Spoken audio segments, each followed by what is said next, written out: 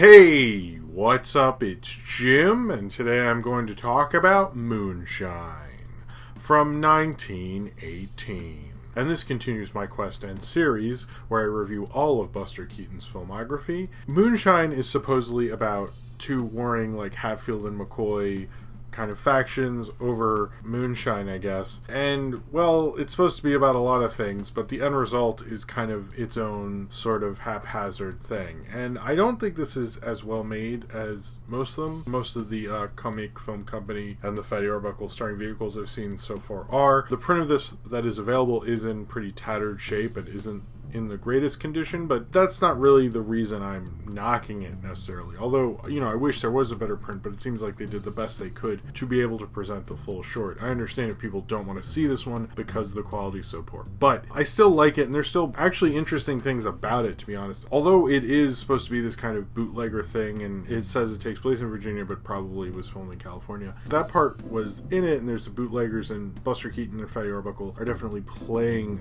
bootleg agents to take down these bootleggers, which is also like why it starts off as this Hatfield McCoy thing and then drops it and then bring these agents in. The plot is like really all over the place, and I wonder if they did know that, because the title cards in it have some kind of fourth wall breaking elements to it. In fact, I stopped my DVD and went on YouTube to see if it was, you know, wrong. Basically, I was a little confused. I was in disbelief, frankly.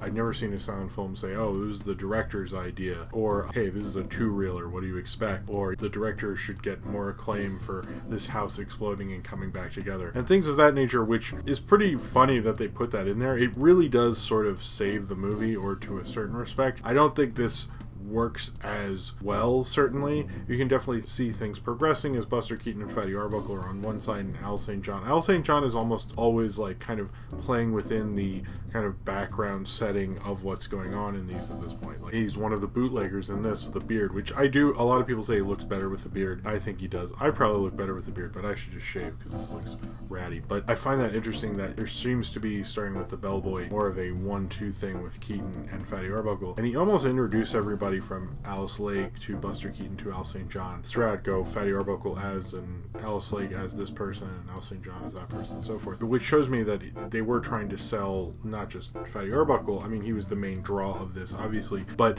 also try to sell the rest of the company, which I think they work really well together, despite the failings of the rest of this picture. The title cards get the closest because it's just so surprising. I haven't seen like kind of meta breaking the fourth wall type of thing. Silent film and breaking the fourth wall, you can get into debates over who did that first, but this is certainly more of a self-aware fourth wall breaking sort of thing that's commenting on the fact that the audience is aware of a motion picture language that I haven't seen earlier than this, or that I can think of. Fatty Arbuckle experimented with breaking the fourth wall on things like Coney Island, maybe something else, but I know definitely Coney Island. On the Wikipedia it mentions that Buster Keaton was one of the editors. I don't know how much involvement he had or what he was doing editing it, but it's listed, so I thought I'd mention it. Alice Lake actually hurt her foot while making this film.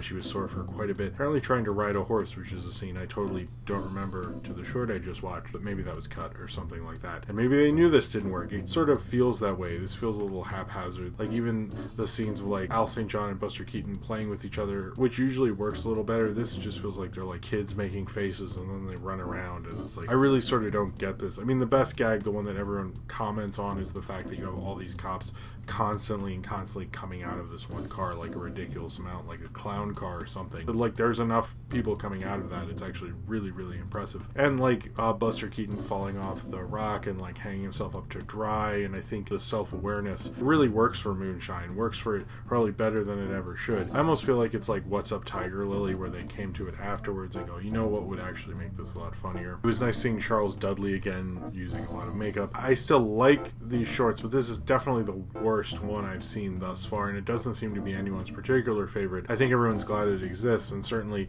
the condition that the print is in doesn't help, but regardless, the film that print is actually showing, I don't necessarily think is that amazing or great. I don't think it really holds up to the previous ones. If you showed me a crappy copy of The Bellboy, or you showed me a crappy copy of Rough House or Coney Island, I would still like those. Maybe a little bit less because I couldn't really see what was going on sometimes. I think this was a little haphazard. Certainly you don't want too much plot, but this, it almost like, I wish there was like certain point or perspective to what they're doing. It felt like Fatty Arbuckle showed up, he like busted some people, they found the underground thing, he saw Alice Lake and they kissed, and that was like the movie. You know, it just felt very like loose, and like they like didn't plan it out correctly, or what they were planning on fell apart or something like that.